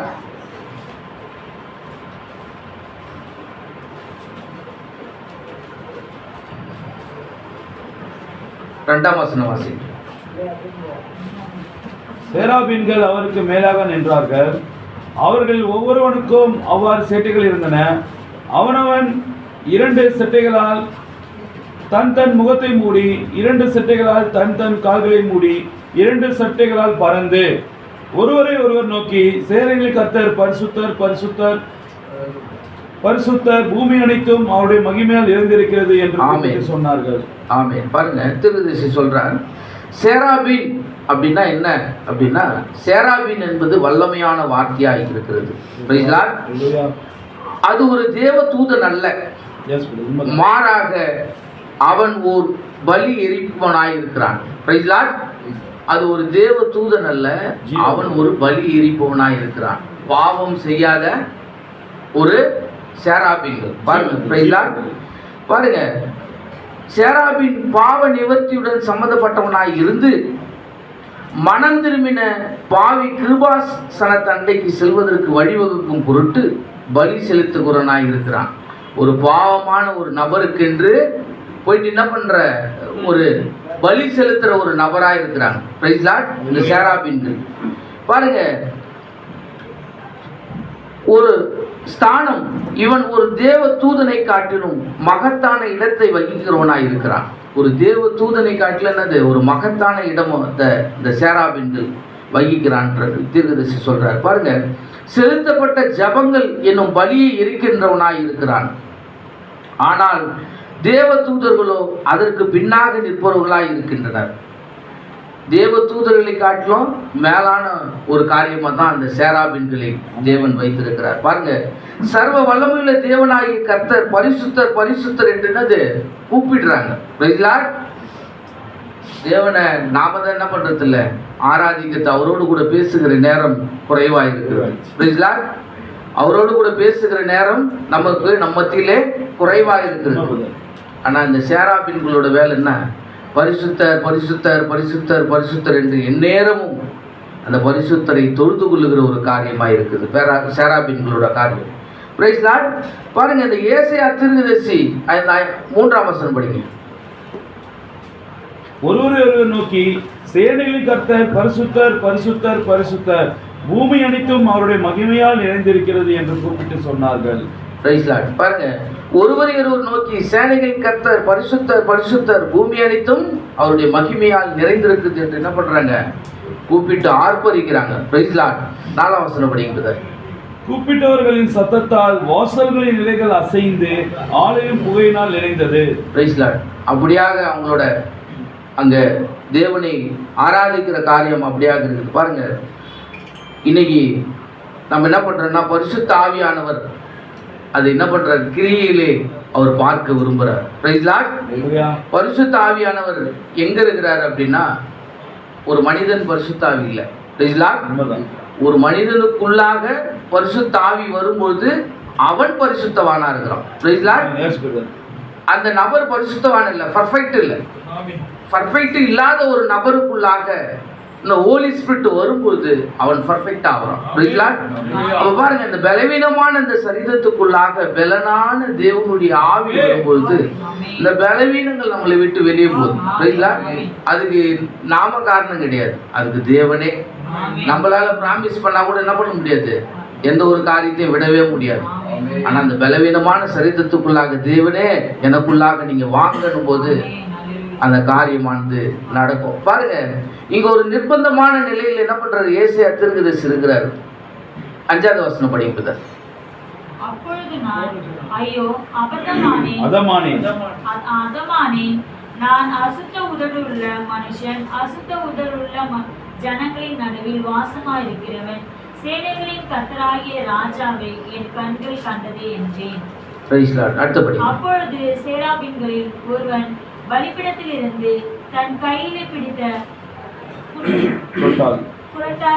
குரட்டால் ஒரு நெருப்பு தழலை எடுத்து என்னிடத்தில் பறந்து வந்து அதனால் தன் வாயை தொட்டு, இதோ இதோ இதோ இது என் உதடுகளை தொட்டதினால் என் அக்கிரமம் நீங்கி என் பாவம் நிவர்த்தியானது என்றான். பாருங்க, 2 அது சட்டைகளை குறித்து சொல்லும்போது, சேராபினின் கால்களும் கைகளும் அவனுடைய சட்டைகள் மரியாதையின் அடையாளமாக முகத்தை மூடிக்கிறாங்க. 2 சட்டைகள்.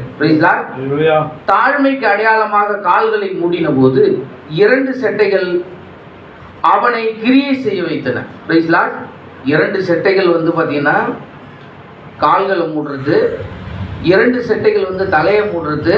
ஏன் அப்படின்னா, மரியாதை நிமித்தமாக அந்த காரியத்தை இந்த சேராபின்கள் என்ன பண்ணுறாங்க, செய்கிறாங்க. பாருங்க, அவனை கிரியை செய்ய வைத்தான்.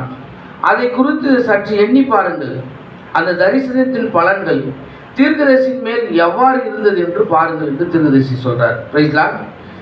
தேவனில் நிலைத்திருங்கள் அப்படின்ட்டு பேசுறார். Praise Lord. பாருங்க, அந்த மனிதனை விட்டு விடுங்கள், கவனிங்கள், அந்த மனிதன் தேவனில் நிலைத்திருங்கள் என்று தீர்க்கதரிசி சொல்றார். எந்த மனுஷன்? நாம என்ன பண்ணோம், தேவனில் நிலைத்திருக்கணும். Price Lord. இந்த தீர்க்கதரிசி ஏசாயா தீர்க்கதரிசியோட காரியம் என்னது, ஃபர்ஸ்ட் யாரை ஃபோக்கஸ் பண்றாருன்னா அந்த உசியா ராஜாவை ஃபோக்கஸ் பண்றாரு.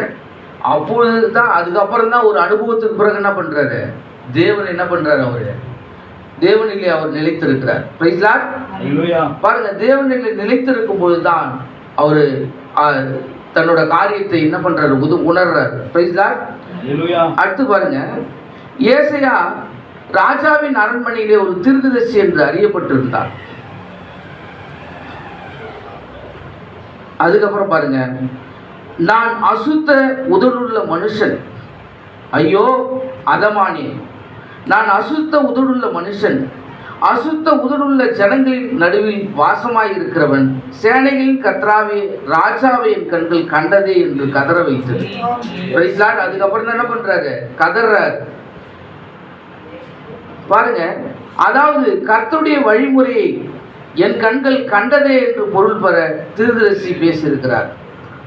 அப்பதான் என்ன பண்றாரு, இதை பார்த்து ஐயோ நான் அதமானேன், ஐயோ நான் அதமானேன், நான் அசுத்த உதடுள்ள மனுஷன், அசுத்த உதடுள்ள ஜனங்களின் நடுவில் வாசமாயிருக்கிறவன் அப்படின்ட்டு பார்க்குறாரு. பாருங்க, அதன் பின்பு அந்த சுத்திகரிப்பானது என்ன பண்ணுது, நடைபெறுது. அந்த சுத்திகரிப்புக்கு சேராபீன்கள் என்ன பண்றாங்க, உதவி செய்கிறாங்க. Price Lord. சேராபீன் பலிபீடத்திலிருந்து தன் கையில் பிடித்து குரட்டால் ஒரு நெருப்பு தழலை எடுத்து கொண்டு வந்தான்.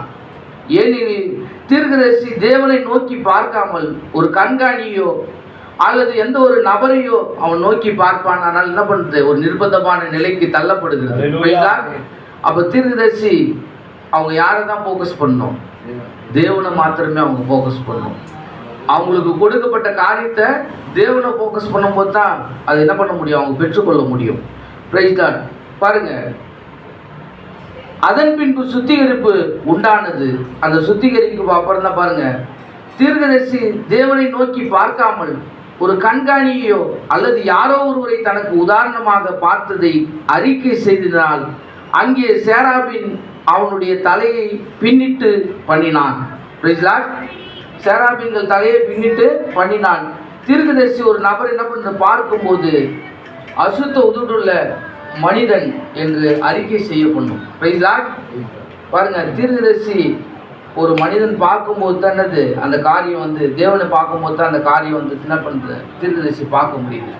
பாருங்க, நான் மனுஷன் மேல் நான் நம்பிக்கையை வைத்து நான் அதமானேன். Price Lord.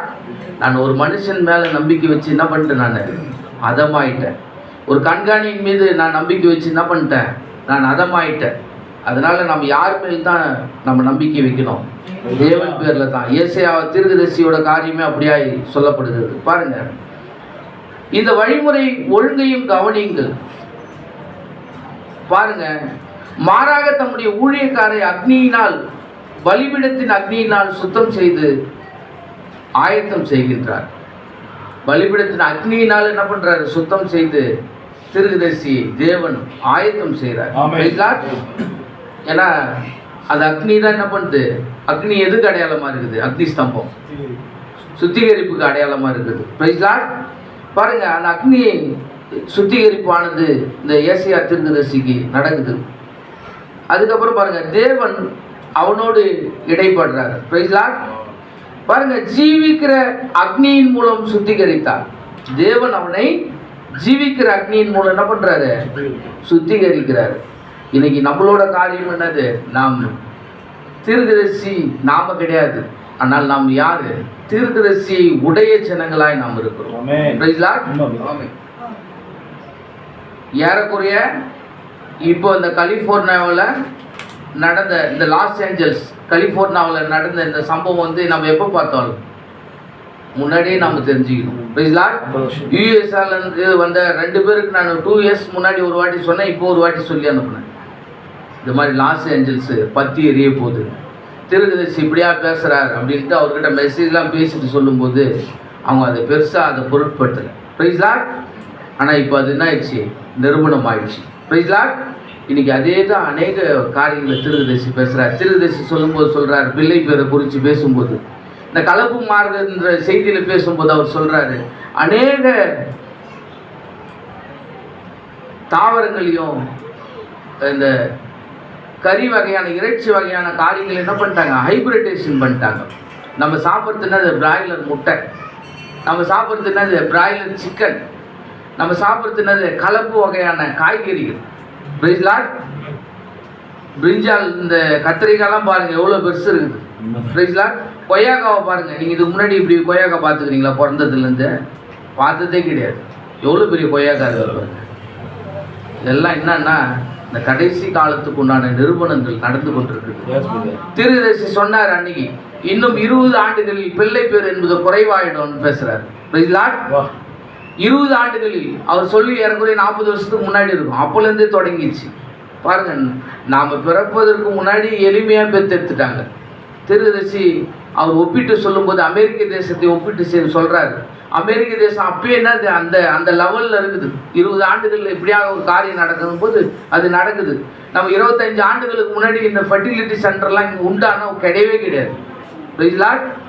இந்த சென்னையில் எனக்கு பொறுத்தவரையிலும் ஒன்றே ஒன்று இருந்துச்சு, இந்த காஞ்சி காமக்குடின்ற ஒரு சென்டர் மாத்திரம்தான் இருந்துச்சு எனக்கு தெரிஞ்சு, சைல்டு ட்ரஸ்ட். அதுக்கு முன்னாடிலாம் இந்த தெருவுக்கு தெரு ஃபெர்டிலிட்டி சென்டர்லாம் கிடையவே கிடையாது. நீங்கள் என்ன பண்ணுறான், பேரண்ட்டை பயமுறுத்தி டாக்டருங்க காசு பறிக்கிறாங்க. ஏன் அந்த பயம், ஒரு பயத்தை கொண்டு வரது யாரோட காரியம்? பிசாசோட காரியம். அதை பயமுறுத்தி எல்லாருமே ஒரு வாட்டி என்ன பண்ணுறது, அந்த குழந்தைக்கு அந்த கரு உருவாக்கல் செய்யணும்னா 2.5 lakhs, அது ஃபெயிலியர் ஆனால் மறுபடியும் 2.5 lakhs. பிள்ளை பேர் என்பது குறைவாகிவிட்டது. ஒரு காலத்தில் ஒரு வீட்டுக்கு 4-5 பிள்ளைங்க இருக்கும், இன்றைக்கி ஒரு பிள்ளை இருக்கிறது அதிசயம். ஏன்? காலம் சமீபமாக இருக்குது. தீர்க்கதரிசிகள் மூலமாய் தேவன் பேசினது என்னது நிறைவேறி கொண்டே இருக்குது பாருங்க. அப்போ இந்த சுத்திகரிப்பு அந்த ஏசாயா தீர்க்கதரிசிக்கு என்ன பண்ணுது நடக்குது பாருங்க. அவர் சொல்றாரு, ஏசாயா தீர்க்கதரிசி அந்த 8ஆம் வசனம் வாசிங்க. ஹலோ, 8ஆம் வசனம் வாசிங்க. பின்பு யாரை நான் அனுப்புவேன், யார் நமது காரியமாய் போவான் என்று உரைக்கிற ஆண்டவருடைய சத்தத்தை கேட்டேன். அதற்கு நான் இதோ அடியேன் இருக்கிறேன், என்னை அனுப்பும் என்றேன். பாருங்க, பின்பு யாரை நான் அனுப்புவேன், யார் நமது காரியமாய் போவான் என்று உரைக்கிற ஆண்டவருடைய சத்தத்தை கேட்டேன். அதற்கு நான் இதோ அடியேன் இருக்கிறேன், என்னை அனுப்பும். நமக்கும் ஒரு சத்தம் கேட்சி, ஆண்டவருடைய சத்தம். எல்லாருமே என்ன பண்றாங்க, நேரடியா லைவா ஒரு சத்தம் வானத்திலிருந்து கேட்கும்னு பார்த்துக்கிறாங்க. வானத்திலிருந்துலாம் கேட்காது. வானத்திலிருந்து கேட்குற அளவுக்கு நம்ம பரிசுத்தவான்கள் அல்ல. வானத்திலிருந்து கேட்குற அளவுக்கு நம்ம பரிசுத்தவான்கள் அல்ல. இன்னைக்கு தேவனுடைய சத்தம் கேட்குது. நம்ம தேவனுடைய அசைவை நம்ம ஒவ்வொரு காரியத்திலையும் நம்ம பார்க்கலாம். நான் நிறைய இடம் நம்ம போகும்போது அவங்க எந்த சப்ஜெக்ட் எடுத்தாலும் அதை வேதத்தில் காமிக்கலாம். இந்த பூமியில் எந்த டாபிக் எடுத்தாலும் என்ன பண்ணலாம், அதை பைபிளில் மேட்ச் பண்ணி காமிக்கலாம். ஏன்? பைபிளில் நடக்காத சம்பவம் ஒன்றுமே கிடையாது. அதனால் எல்லாமே நம்மளோட வாழ்க்கையில் நடந்தது தான் நம்ம என்ன பண்ணுறோம், ஃபாலோ பண்ணி கொண்டு இருக்கிறோம். பாருங்கள், இப்படியாக இந்த உசியாவுடைய ராஜாவின் வாழ்க்கை முறை இப்படியாக மாறி போச்சு. இந்த மாரணத்துக்கு அவரோட மேட்டிமை தான் காரணமாயிடுச்சு. அந்த மேட்டிமை இன்றைக்கு என்ன பண்ணுது, நம்மை அது மேற்கொள்ளுது. நம்ம மெசேஜ் முடிச்சுட்டு போகும்போது கூட, பிரதர் நல்லா பேசுனீங்க அப்படின்னு வாங்கலாம். அது கூட தெரியுது சொல்கிறாரு அந்த காரியத்துக்கு. அதை கூட நம்ம என்ன பண்ணக்கூடாது, உரிமை கோரக்கூடாது. அதை கூட தேவன் பேசினார்ன்ற மாதிரி சொல்கிறதுக்காக அவர் சொல்கிறார். திரும்ப பேசும்போது எந்த ரூபத்தில் என்ன பண்ணலாம், பிசாசு பலவீனத்தை கொண்டு வரலாம். ஆனால் எல்லாவற்றிலும் நம்ம என்ன பண்ணணும், நம்ம ஜாக்கிரதையாக இருக்கணும். ஏன்? தீர்க்கதரிசிகளுக்கே அப்படிப்பட்ட நிலைமை, அப்போ நமக்கு ஏமாத்திரம். ஏன்னா நாம் கடைசி காலத்தில் ஜீவித்து கொண்டிருக்கிறோம் சகோதர சகோதரியே. நன்மைக்கும் தீமைக்கும் வித்தியாசம் தெரியாத ஒரு காலம் இது. வாலிப பிள்ளைகள் சிக்குண்டு என்ன பண்ணுறாங்க, சீரழிந்து கொண்டு இருக்கிறார்கள். நம்மளோட காலெல்லாம் போயிடுச்சு. நம்மளோட காலெல்லாம் இந்த ஆண்ட்ராய்டு மொபைலே கிடையாது. இதுக்கு முன்னாடி வாலிபத்தில் சொல்கிறேன். நாம் வாலிப பருவத்தை கடக்கும்போது இந்த ஆண்ட்ராய்டு மொபைல் கிடையாது. ஆனால் இப்போ என்னாச்சு, இந்த ஆண்ட்ராய்டு மொபைல் வந்து ஒட்டுமொத்த சமுதாயத்தையும் சீரழித்து கொண்டிருக்கிறது. நடிகர்களை பார்த்து காப்பி அடித்த காலம் போய் எல்லாம் நடிகர்களாக மாறிட்டாங்க. நான் நிறைய இடம் பார்க்குறேன், இப்படி இந்த செல்லை வச்சுக்கிறான், இப்படி பண்ணுறான் அந்த ஆக்ஷன். அந்த அளவுக்கு வாலிப பிள்ளைகள் என்ன பண்ணிட்டாங்க, அந்த மோகம் அவர்களுக்கு இந்த மொபைலில் போயிடுச்சு. இந்த இதுலேருந்து வெளியே எப்படி கொண்டு வர முடியும் ஒரு பிள்ளைய? உண்மைதான். திருதர்சி அருமையாக சொல்கிறார், ஒரு சிறு பிள்ளைகள் பாவம் செய்யறதில்லை, ஆனால் அது சிறு பிள்ளைகள் சிறு வயதிலே என்ன பண்ணுமா, அந்த குழந்தைங்க காலை மிதிக்குமா, பெருசான நெஞ்சு எட்டி உதைக்குமா. அவர் அந்த தேசத்தோட பழமொழியை அவர் ஒப்பிட்டு சொல்கிறார் திருதர்சி. சிறு வயதிலே காலை மிதித்து அப்பா அம்மா டேடி மம்மி அப்படின்னு ஒடியாரும், அது பெருசான நெஞ்சு எட்டி உதைக்குமா. நீ சமுதாயத்தில் நம்ம பார்க்குறோமா இல்லையா, நடந்துருக்குது. ஆனால் அது அப்படியாக நெஞ்சு எட்டி உதைக்கக்கூடாதுன்னா அதை நீ கர்த்தருக்கு என்று பிரதிஷ்டை செய்யணும். அந்த சிறு பிள்ளை அப்படியாக தன்னுடைய வாலிபத்தில் அது கெட்டு போகக்கூடாது என்றால் அந்த சிறு பிள்ளையை நமக்கு ஞானஸ்தானம் கொடுக்கக்கூடாது. ஏன்னா அது ஒரு பாவத்தை அறியல. ஆனால் அதை தேவன் அன்றைக்கென்று அதை பிரதிஷ்டை செய்ய வேண்டும். அதை பிரதிஷ்டை செய்யும் போது என்ன பண்ணுவாராம் தேவன், அதோட கரம் அந்த அந்த பிள்ளையோட காரியம் ஃபுல்லா அது தேவன் பார்த்து கொள்வார். அதை குறித்து நம்ம வருத்தப்பட வேண்டிய அவசியமே இல்லை. ஏன் வேத வசனம் சொல்லுது, எதிர்காலம் உன் கையிலே, என் பயம் யாவும் நீங்கியது. கர்த்தராகிய இயேசு உங்ககிட்ட ஒரு பொருளை கொடுத்தா, ஒரு நபர்கிட்ட கொடுத்தா, அது எவ்வளோ பொறுப்புள்ள பாத்திரமா நீ உன்னை டெடிகேட் பண்ணிக்குவேன், ஆயத்தம் பண்ணிக்குவேன் உன்னை. அப்போ ஆண்டவர்கிட்ட கொடுக்கும்போது அதுக்கு ஃபுல் ரெஸ்பான்சிபிலிட்டி தேவனே. அந்த சிறு பிள்ளைகளை நாம் என்ன பண்ணணுமா, கர்த்தராகிய இயேசு கிறிஸ்துவுக்கு என்று நாம் பிரதிஷ்டை செய்ய வேண்டும். அப்படியாக பிரதிஷ்டை செய்யும் போது அது வாலிப பிரயாத்திலையும் இந்த உலகத்தை ஈஸியாக ஜெயிச்சுட்டு வந்துடும். அதனால நம்மளுடைய சுய சித்தத்தின்படி நாம் சாயக்கூடாது. அப்படின்னா நமக்கு இன்றைக்கு ஆவிக்குரிய ஆகாரம் அதிகமாக தேவையாக இருக்கு. இன்னைக்கு மாம்சத்துக்குரிய ஆகாரத்தை நாம் புசிக்கிறோம். ஒரு வேளை ஆகாரம் இல்லைன்னா கூட நம்ம என்ன பண்ணுறோம், பலவீனமாயிடுறோம். பலவீனமாயிடுறோம். ஆவிக்குரிய ஆகாரம் என்னது நமக்கு தேவையாக இருக்குது. இந்த உசியாவுடைய வாழ்க்கையில் என்னது, அநேக ஆலோசனை சொல்லியிருப்பான், எத்தனையோ அதிகாரிகள். ஆனால் அவனை ஆண்டவரை பற்றி இன்னும் மேலோங்கி சொல்கிறதுக்கு ஆள் இல்லை. ஆலோசனை சொல்லிப்பா இது நீ செய்யக்கூடாது, இது தவறுப்பா அப்படின்ட்டு என்ன பண்ணுறதுக்கு சொல்கிறதுக்கு காரியம் இல்லை. ராஜாக்களுடைய நீங்கள் ஹிஸ்ட்ரியெல்லாம் எடுத்து பார்த்தீங்கன்னா அவங்களோட வீழ்ச்சியெல்லாம் இப்படி தான் இருக்குது. ஒரு ஸ்டேஜுக்கு அப்புறம் என்ன பண்ணுறாங்க, அந்த மேட்டிமை வந்து கர்த்தரை ஓரத்தள்ளிட்டு போயினே இருந்துடுறாங்க. இன்னைக்கு நம்மளோட வாழ்க்கையில் ஃபர்ஸ்ட் காட், முதலாவது நம் தேவனுக்கு நாம் முதலிடம் கொடுக்கும்போது நமக்கு செல்வாக்கு யாருன்னா, இன்ஃப்ளூயன்ஸ் யாருன்னா நான் தேவன் தான். முதலாவது நீ ஒரு காரியத்தை நீ சாதிக்கணும்னா நீ அதை அப்ளிகேஷன் போட்டு அதை மூவ் பண்ணி அதை ட்ரை பண்ணி அது பண்ணுறதுக்கு நீ முழங்கால் படிட்டு நீ ஜெபிச்சுன்னா அந்த காரியம் நடத்தும். வாழ்க்கையில் எவ்வளோ காரியம் அது மாதிரி நடத்துக்குது. நீ ஒரு விஷயத்தை மூவ் பண்ணி அதை சக்ஸஸ்ஃபுல் பண்ணணும்னா நிறைய ஃபார்மாலிட்டிஸ் இருக்குது, நிறைய நேரத்தை காலத்தை செலவழிக்கணும். அந்த நேரத்தை நாம் தேவனுக்கு நாம் செலவழிக்கும் போது முழங்கால் படிட்டு நாம் ஜெபிச்சோம்னா அது ஆட்டோமேட்டிக்காக நடந்துடுது. அந்த விசுவாசம் அந்த நிச்சயம் நமக்கு வரும்போது தேவன் வல்லமையாக பயன்படுத்துவார். இந்த உசியாவோட வாழ்க்கை நமக்கு என்னது, ஒரு முன்மாதிரியாக இருக்கிறது. இந்த ஏசியா திருதர்சியோட வாழ்க்கை என்னது, நமக்கு ஒரு முன்மாதிரியாக இருக்கிறது. நம்ம இந்த முன்மாதிரியை எடுத்துக்கொண்டு நாம் இதில் எதை நம்ம தேவனுக்கென்று நாம் சரி செய்து ஓடணுமோ அதை நாம் சரி செய்து ஓட வேண்டிய ஒரு இடத்துல இருக்கணும். சகோதரன் சகோதரி, God bless you, brothers and sisters. God bless you.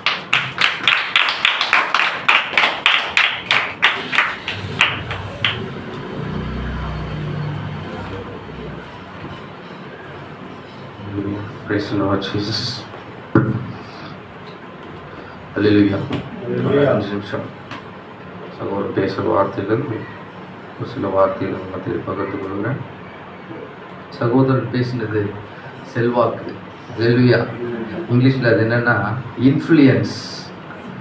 இன்ஃப்ளூயன்ஸ்னால் யாரோ ஒருத்தர் நம்ம மேலே ஆக்கிரமிப்பு பண்ணுறாங்க.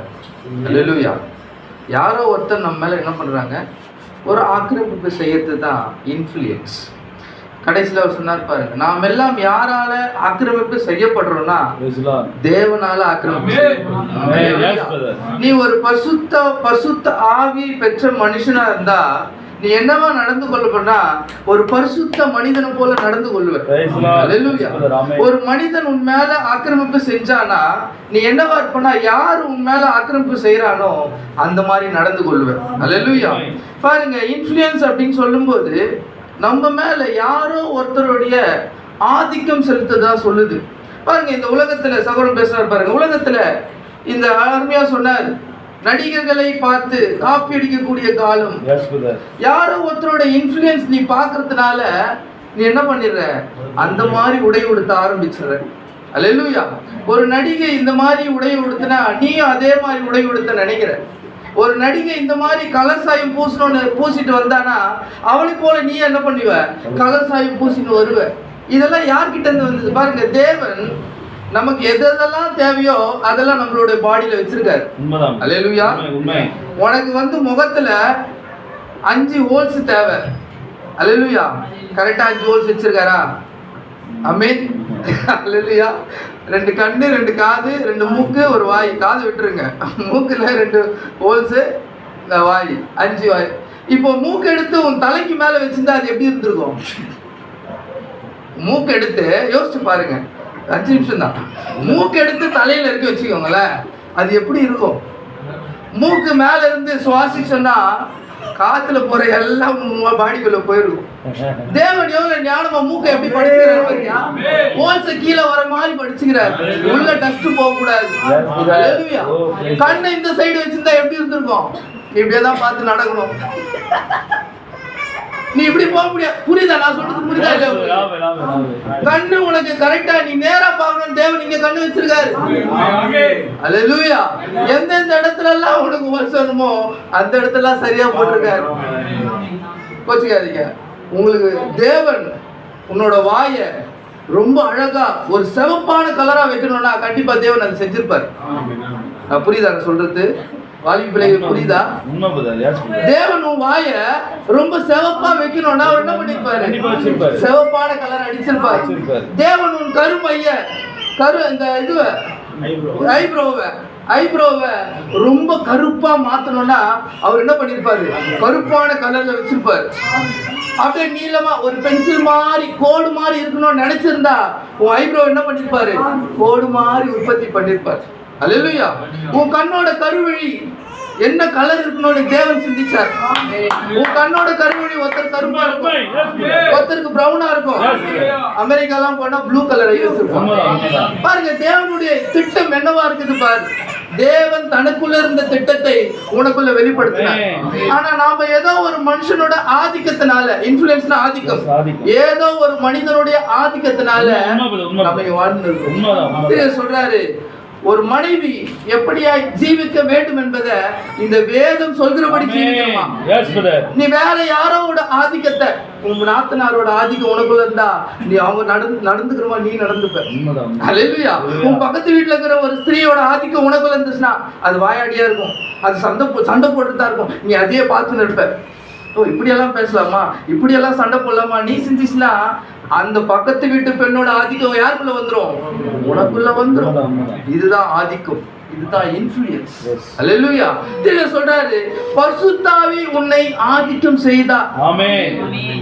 உண்மையிலே பரிசுத்தவானாய் நீ ஜீவிப்ப. அதுதான் அங்க உசியா ராஜா மறந்து போனான். யாரோ ஒரு மனிதனோட ஆதிக்கம் அவனுக்குள்ள வந்தது.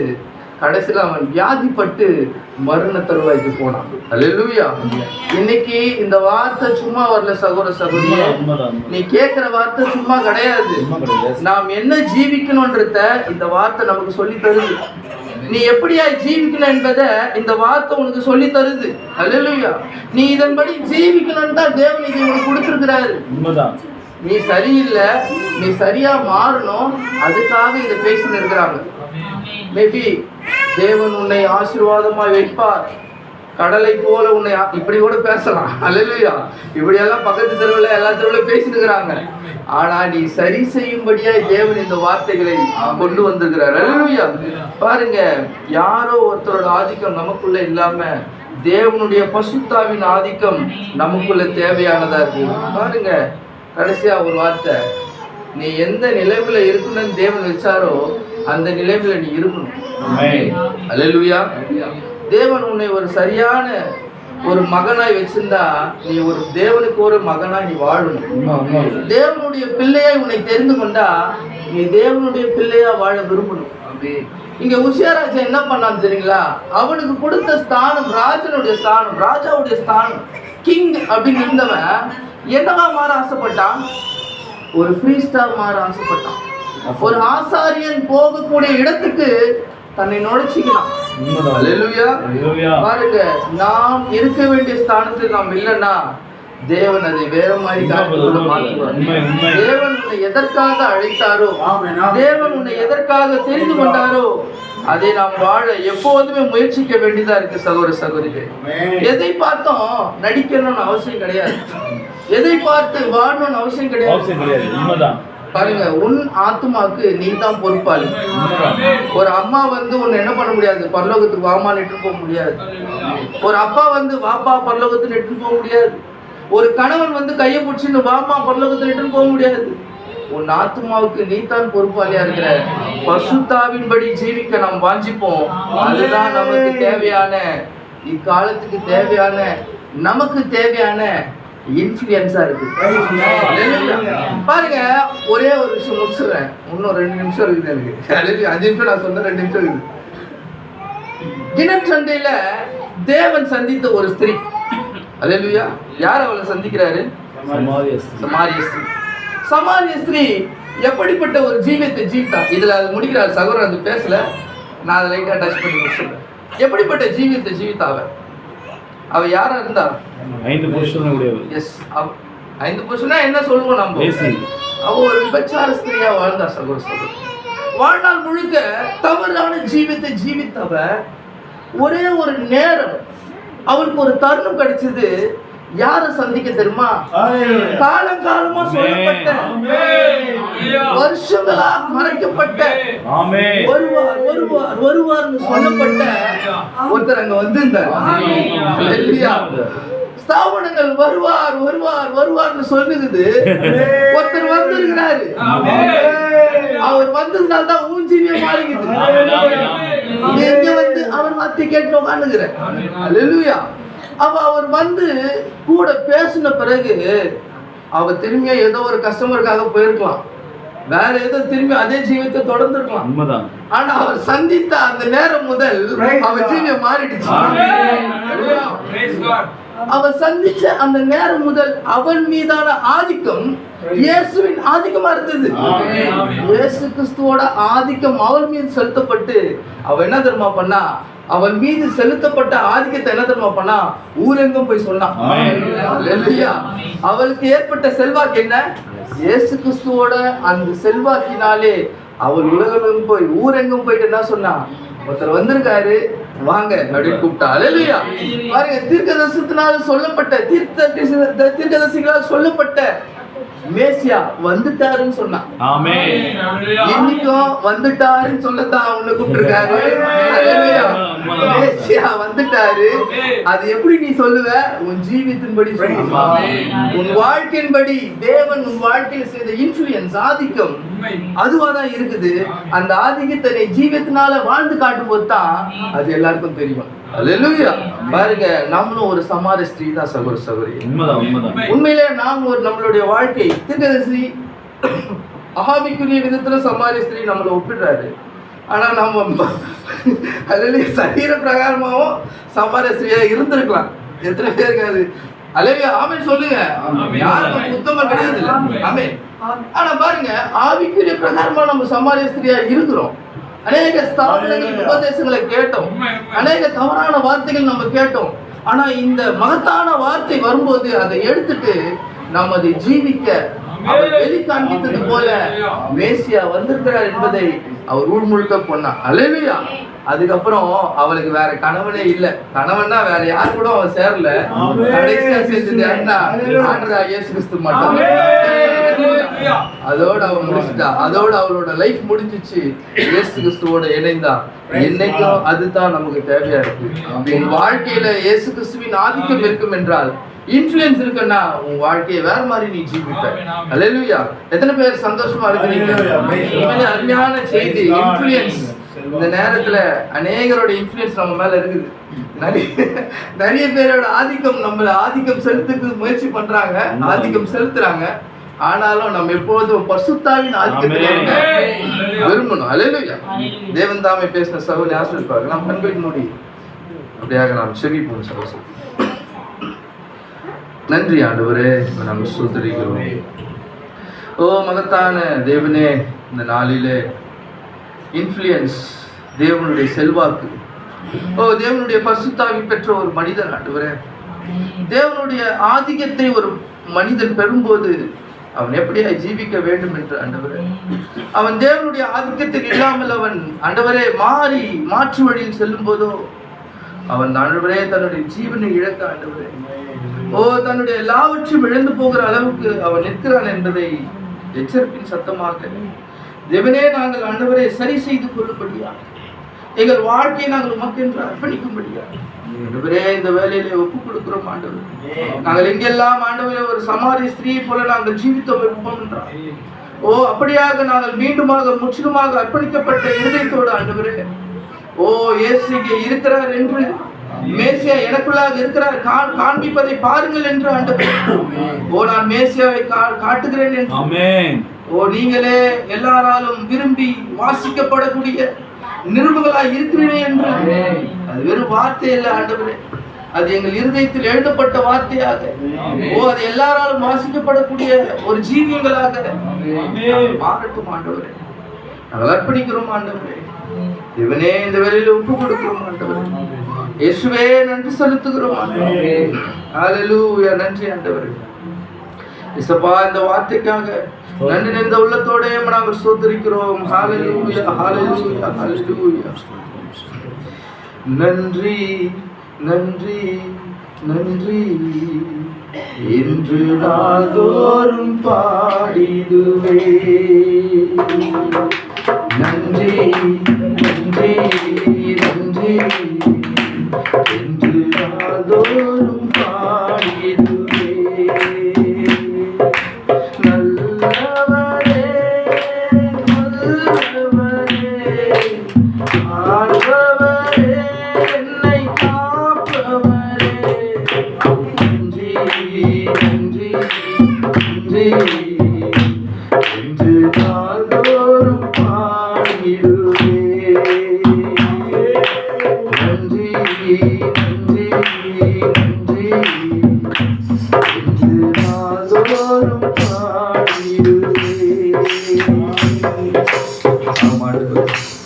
கடைசி கால வார்த்தையானது எங்களுக்காக வந்து நாங்கள் சரி செய்யும்படியா இந்த உலகம் ஆண்டவர் அழிவுக்குள்ளாக போகும்போது எங்களை காப்பாற்றிக் கொள்ளுது.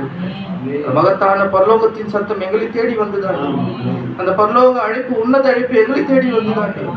எதற்கும் தகுதி இல்லாத எங்களை, எதற்கும் ஒன்றுத்துக்கும் ஆண்டவர பிரயோஜனம் இல்லாத எங்களை உங்களுடைய பரிசுத்த ஆவி ஆளுகை செய்யும்படியா இந்த வேலையிலே தரமட்டமா இந்த வார்த்தைக்கு ஒப்பு கொடுக்கிறோம். தேவனே நன்றி செலுத்துகிறோம். எப்போதும் இந்த பரிசுத்த ஆவியின் ஆளுகைக்குள்ளாக, அந்த பரிசுத்தாவின் ஆதிக்கத்துக்குள்ளாக, அந்த மகத்தான செல்வாக்குக்குள்ளாக நாங்கள் நடந்து செல்ல தேவனே. உலகத்தின் ஆதிக்கத்துக்குள்ளாக நாங்கள் எப்போதும் ஜீவிக்க வேண்டாம். உலகத்தின் எந்த ஒரு நபரின் ஆதிக்கம் எங்கள் மீது வேண்டாம் ஆண்டவரே. உலகத்தின் செய்திகள் எங்கள் மீது வேண்டாம் ஆண்டவரே. ஒரு கிறிஸ்துவை போல, ஒரு கிறிஸ்தவனை போல, ஒரு கிறிஸ்துவின் மனவாட்டியை போல நாங்கள் எப்போதும் ஜீவிக்க எங்களை ஒப்புக் கொடுக்கிறோம். நன்றி ஆண்டவரே. மட்டுமாய் பேசுகிற அருமையான பாஸ்டர் பாலுக்காக நன்றி ஆண்டவரே. அவருடைய அவர் ஊழியத்தை ஆஸ்வதிங்க, அவர் மனைவி, அவர் பிள்ளைகளை ஆஸ்வதிங்க ஆண்டவரே. இவனே அவர் நீ தம்பி வல்லமையை எடுத்து பயன்படுத்தப்படியா அந்த கிராமத்தில் ஆண்டவர் மருத்துவம் பாடில் ஆண்டவர் அநேக ஆத்மாக்கள் ஜீவனை கொண்டு சென்று அநேக ஆத்மாக்கள் நித்திய ஜீவனை காண்பிக்க தேவனே பயன்படுத்த முடியாது நாங்கள் சொல்லிக்கிறோம். அவரோடு ஊழிய செய்தால் அருமையான கேப்டன் பெருக்காக நன்றி ஆண்டவரே. அவருடைய அவர் மனைவி பிள்ளைகளை ஆஸ்வதிங்க தேவனே. அவரை நீங்க எடுத்து பயன்படுத்துங்க. ஒரு சுவிசேஷனாக, ஒரு வல்லமுள்ள பிரசங்கியாக மாறட்டுமாறு பயன்படுத்துங்க ராஜா. இந்த வேலை இந்த அருமையான ஜெபக்கூடிய எய்தாட்டம் அருமையா எங்களுக்காக வார்த்தை கொண்டு வந்தானே ஆண்டவரே. பாஸ்டர் மனோவுக்காக நன்றி செலுத்துவோம். அவரோட ஊழியர்களை ஆஸ்வதிக்க பாதுகாத்து வழிநடத்துங்க. அநேக ஆத்துமாக்கள் இந்த பகுதியில் ரட்சிக்கப்படட்டும். இந்த மகத்தான என் டைம் வார்த்தைக்குள்ளாக வரட்டுமா. ஸ்தாபனங்களை நம்பி நரகத்துக்கு செல்லாது பரலோகத்துக்கு செல்ல தேவனுடைய நித்திய ஜீவனை பெற்றுக்கொள்ள வரட்டும் ஆண்டவரே. நீர் அதற்கு நான் வழிவாசலி தரங்க. ஆஸ்வதிங்க ஆண்டவர். பாடின சகோதரி ஆண்டவர், வாசித்த சகோதரி ஆஸ்வதிங்க. வந்த ஒவ்வொரு சிறுபிள்ளை முதல் பிறர் மட்டுமாக இந்த கர்மோடு இருக்கட்டும். இதை பாதுகாத்துக் கொள்ளுங்க, வழிநடத்துங்க. மகத்தான ரட்சகராய் ஜெயமனுராய் இயேசு கிறிஸ்துவின் நாமத்தில் ஜெபிக்கிறேன் எங்கள் ஜீவனுள்ள நல்ல தகப்பனே. ஆமென், ஆமென். ஒரு சின்ன அடி பாடும்போது நாம் தேவனுக்கு நாளைக்கு படிக்கலாம்.